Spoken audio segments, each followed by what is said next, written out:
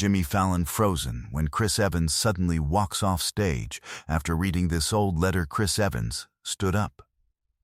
Not at the end of the interview. Not after a question. Mid-sentence, mid-thought, the letter still open in his hands, he stood up from the chair and walked off the stage. 300 people in Studio 6B watched him go. Nobody moved. Nobody spoke.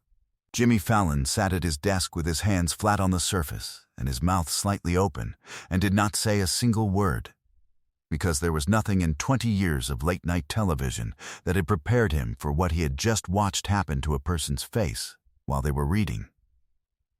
It was a Monday evening in February 2024, and The Tonight Show had welcomed Chris Evans for what the producers had billed as a casual conversation, the new project, the career. A few well-chosen stories from someone who had spent the better part of a decade as the most recognizable hero on Earth. The audience had come from all over. A retired firefighter from Boston had driven down with his adult son, a tradition they had kept for 7 years. A schoolteacher from New Jersey had won her ticket in a radio contest and still couldn't believe she was in the room. They had all come expecting the man they recognized, the one who carried everything lightly, who laughed at himself first, who made the whole business of being famous seem like something that had happened to someone else and he was just along for the ride. The first half hour had been exactly that. The conversation was warm and easy, and the audience laughed in all the right places, and the band swung gently between segments, and everything was right. Everything was flowing. The Tonight Show's segment producer later told her staff that in 17 years of live television, she had seen guests surprised, overcome, moved. But she had never seen anyone actually leave. Then, Jimmy reached beneath the desk. He brought out an envelope. Not a prop, not dressed for television, just an envelope. White, long, the kind with a plastic window that had been cut open carefully along the top, handled enough times that the paper had softened at the fold. A typed label on the front, the address of a production office, the return address handwritten in blue ink, the handwriting of someone old enough that the letters had their own particular backward lean. Jimmy said, "Someone sent this for you. I think you should read it." He handed it over. Chris Evans took it in both hands and looked at it for a moment before removing the letter inside. 2 pages, folded in thirds. The paper slightly yellowed the way paper yellows when it has been stored correctly in a box somewhere dark and undisturbed for a very long time. He unfolded it carefully, the way you unfold something that has been folded for a long time, and he began to read. Not performed, not careful, just reading, quietly and privately, the way a person reads something they did not expect. His eyes moved down the first page with the steady focus of someone who was not yet sure what they were holding. Then they slowed. His jaw shifted. He turned to the second page and something crossed his face that no camera angle could fully account for. A compression, a stillness. The specific expression of someone receiving information that rearranges the order of things they believe to be settled. His right hand, the one not holding the paper, came up to his mouth. He read to the bottom of the second page. Then, he stood up and walked off the stage. Jimmy Fallon did not move. His hands were still flat on the desk. He looked at the place where Chris Evans had been sitting, and then at the wings of the stage where he had gone, and then back at 300 people who were all looking at him for something, and he had nothing to give them, because he was as lost as they were. The entire studio froze. Every assumption that could be made was made in the next 10 seconds. Something in the letter had hurt him. Something had gone wrong. Someone had passed away and no one had told him yet, and the letter had told him first, here, in front of everyone. 300 people held their breath. Questlove lowered his sticks below the snare and set them down on the floor. The Tonight Show's floor director stood in the wings 12 feet from Chris Evans and made the decision, the one he later said was the hardest of his career. Not to say a word. Jimmy Fallon's voice, barely above a whisper, but caught perfectly by his microphone, said one sentence. Somebody get him whatever he needs. To understand what happened next, you need to understand what happened in 1968. Chris Evans wasn't always Chris Evans, Captain America, the emblem. The man who had carried a shield across a decade of films and set it down in a way that had made grown adults weep in darkened theaters around the world. In September 1968, a woman named Dorothy Hayward was 29 years old and working as a costumer at a small regional theater in Sudbury, Massachusetts, a town 20 miles west of Boston, where the fall came early and the theater season ran from October to May, and the audiences were loyal and not large. She had trained at the Boston Conservatory, had spent her 20s believing she would eventually find her way into the larger world of professional theater, and had arrived at 30 with the quiet understanding that the larger world had not found its way to her, and that she would have to decide, practically and without self-pity, whether the work she did in the smaller world was enough. She had decided that it was. She sewed costumes and built them from patterns she drafted herself and took particular unglamorous pride in the precision of the work, the way a hem held, the way a seam lay flat under stage lighting, the way a costume that fit correctly allowed a performer to forget they were wearing one. She was 35 in the fall of 1974 when a 9-year-old boy from Sudbury first walked into one of her workshops. His name was Robert Hayward. He was her nephew, the son of her younger brother, a restless and precise child who had no patience for most things but an unusual capacity for sitting still when something interested him. Dorothy had begun running a Saturday workshop for children the previous year, not because the theater had asked her to, but because she believed, with the conviction of someone who had thought carefully about what she had missed and when, that children who were given tools before they needed them were different from children who found the tools later. She taught them to sew. She taught them to read a pattern. She taught them, most importantly, that a thing made by hand carries the hands that made it. That every costume on a stage is a person's attention given a shape that can be seen. Robert came every Saturday for 3 years. He was not theatrical by nature. He had no interest in performing, no desire to be on the stage. He came for the precision of the work, the satisfaction of a scene done correctly, the quality of his aunt's attention, which was the kind of attention that assumed competence and then quietly taught it. Dorothy recognized something in him that his school teachers did not particularly notice, that the way a child focuses on a craft tells you what they will be capable of focusing on for the rest of their life, if the right thing finds them. When Robert was 12, his family moved to Boston, and the Saturday workshops ended. Dorothy wrote him a card on his birthday every year until he graduated high school. The card's brief and specific, noting things she had noticed in him, asking about nothing in particular, keeping the particular low-frequency contact that an adult maintains with a child they believe in when the child is no longer in the room. He wrote back sporadically, the way children write back, inadequately, and with good intentions. He became a set designer. Trained at the Rhode Island School of Design, spent 15 years working regional theater in New England.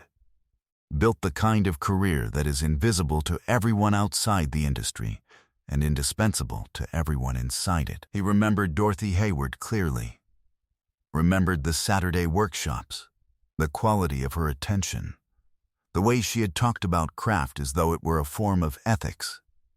He had never fully told her what those Saturdays had made possible. The years had accumulated around the intention the way years do, until the intention was still there, but the distance had made it abstract. In the winter of 2022, his daughter found a lump. Stage 4 breast cancer, 31 years old. The treatment began immediately, and the prognosis was spoken carefully.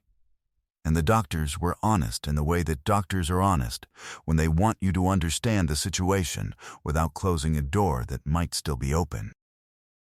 6 months, they said, before they could say anything more definitive. Maybe less, if things moved in the direction that things sometimes moved. Robert's daughter had loved superhero films the way children of her generation loved them. Completely and without irony, as cosmology, as the stories that told her what courage was supposed to look like.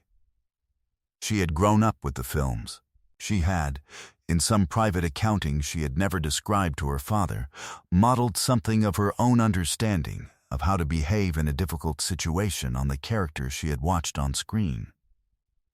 She was facing the most difficult situation of her life, and she was behaving in the way she had learned, and Robert, watching her, understood something that he could not have understood at any earlier point in his life. That the work of the people who build the world in which stories are told, and the work of the people who tell those stories, and the work of the people who watch those stories and carry something from them into their own lives. All of it was a chain, and every link mattered, and most of the links never knew the others existed. He wrote the letter on a Thursday evening in January 2023, by hand, at the kitchen table in Sudbury where he had grown up, in a house he had moved back into when his daughter's treatment had required proximity and his own life in Providence had been placed on pause without discussion. He wrote 2 pages. He wrote about Dorothy's Saturday workshops and what precision had taught him, and what he had built because of what she had built in him. He wrote about his daughter. He wrote about the films. He wrote about the chain.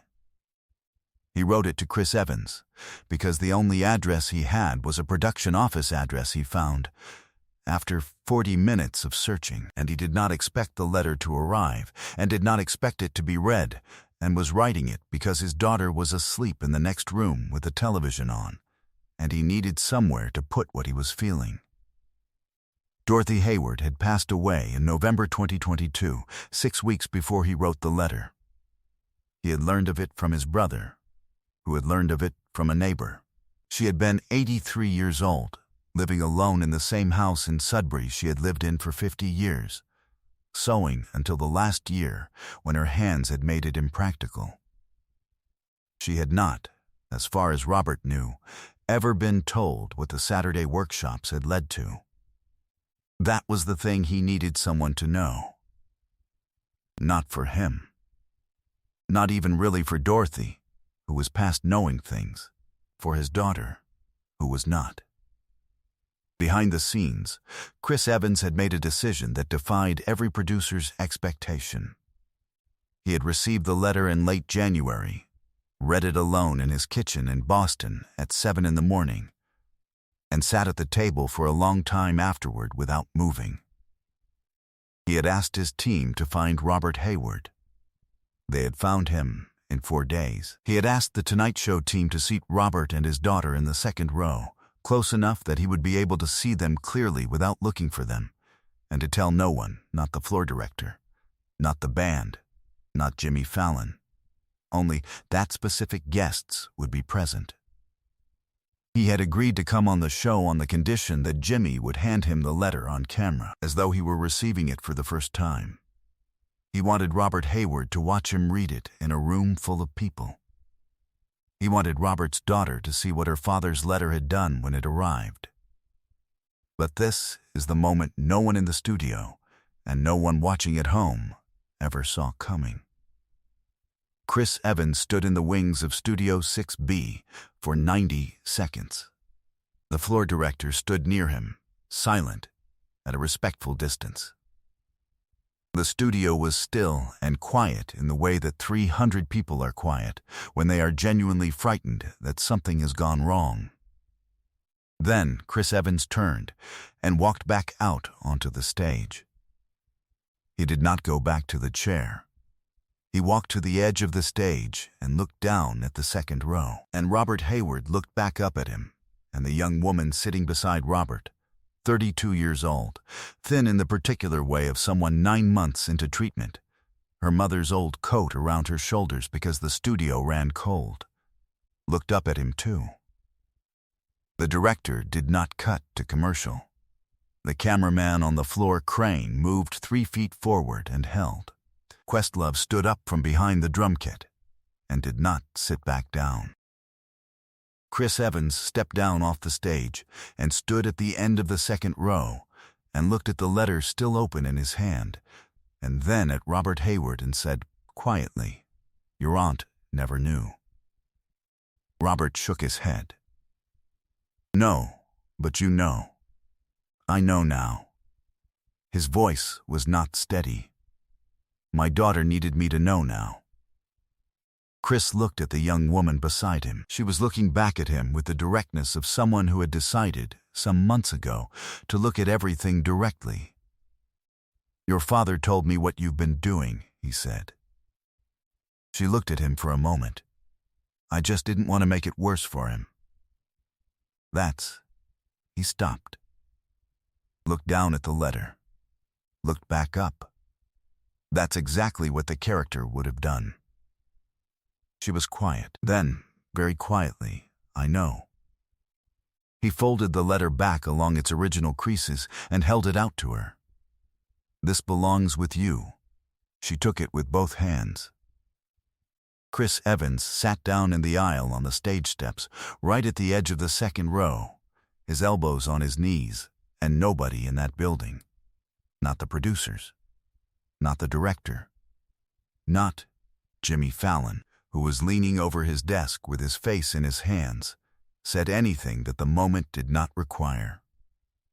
The standing ovation began in the back of the room, from the retired firefighter from Boston who was already standing before his son could reach over and touch his arm.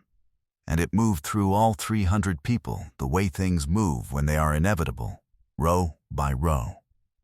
From the back to the front, until the only people not standing were the 3 sitting in the second row and the 1 man sitting on the stage steps at the end of it. Jimmy Fallon lifted his face from his hands. He looked out at the room for a long moment. "Folks," he said, "I think we need to let this happen. Share and subscribe.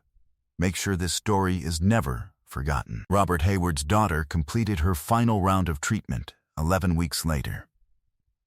The doctors used the word remission on a Tuesday morning in April in a hospital room in Providence, in a manner that was careful and specific and did not promise more than it could deliver, and still made Robert Hayward put his face in his hands at the foot of her bed.